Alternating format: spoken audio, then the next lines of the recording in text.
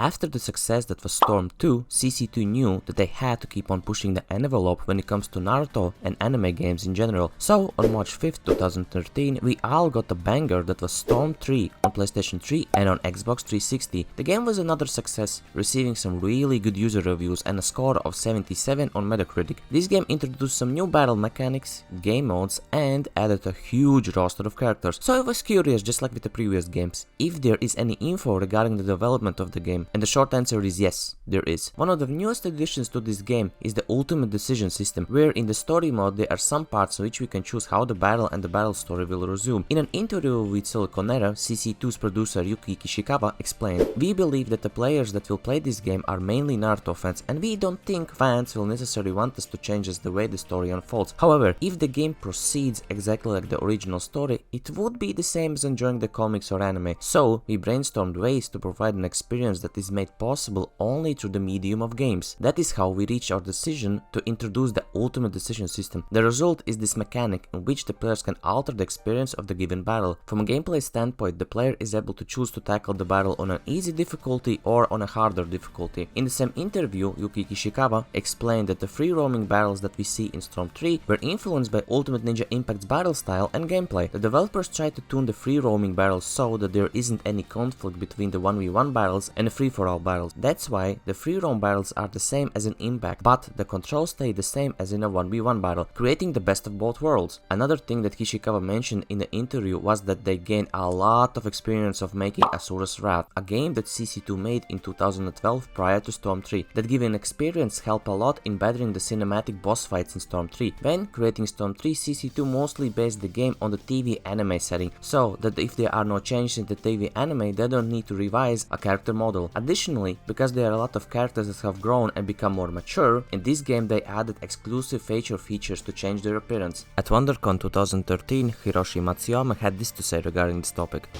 そうですね、特にやっぱナルトは作品が長いので、中でも主人公のナルトやサスケはさまざまな段階で長く成長していきますんで、本作では、ナルトサスケは3体分それぞれ、分かれて表現されています。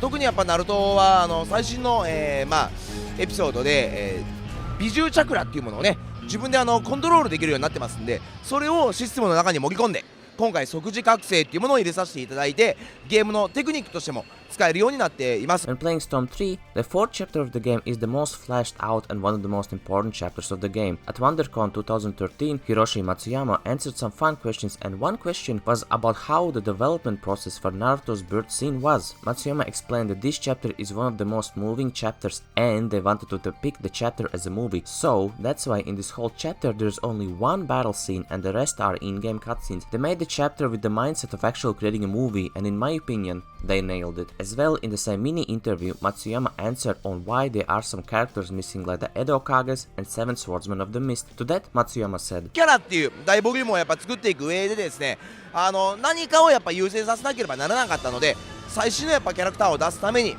順番を決めてですね作らせていただきました。でなんとかCPU の敵としては今回作らせていただいたんですけども、プレイアブルキャラクターとしては入れることが、できなかったです。そこは申し訳ありません。今後 DLC で展開するかどうかはですね、世界中の、お客様の要望をまた受けまして、一つ一つ慎重に考えていきたいと思ってますんで。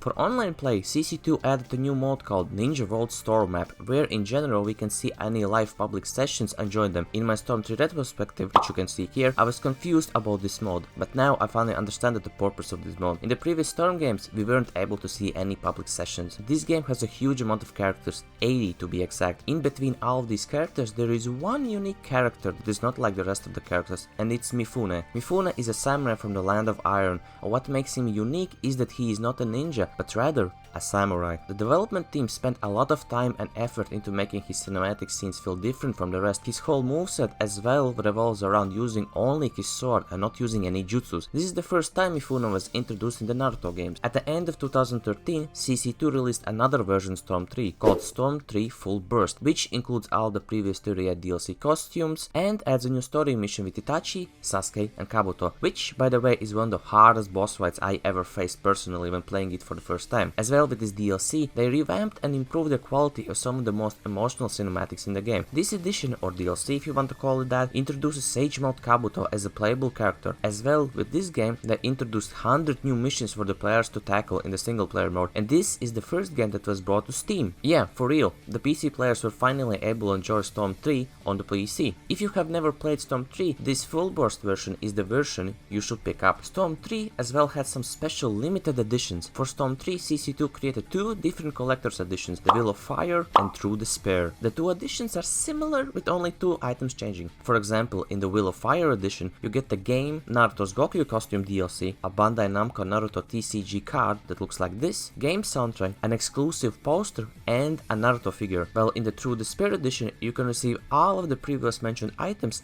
except you get a different poster and the Sasuke figure. All in all, that's about it regarding Storm 3. Compared to the previous games, Storm 3 resources were pretty tame, since nothing too crazy happened during the development and CC2 just tried to build upon Storm 2 mechanics / visuals. I have left all the resources in the description if you want to check out. But what do you think about Storm 3? Is it better than the previous Storm games? Let me know in the comments. And yes, I read all of your comments, guys, so I'm interested to see what you think. If you want to see the development history of Storm 2, click here.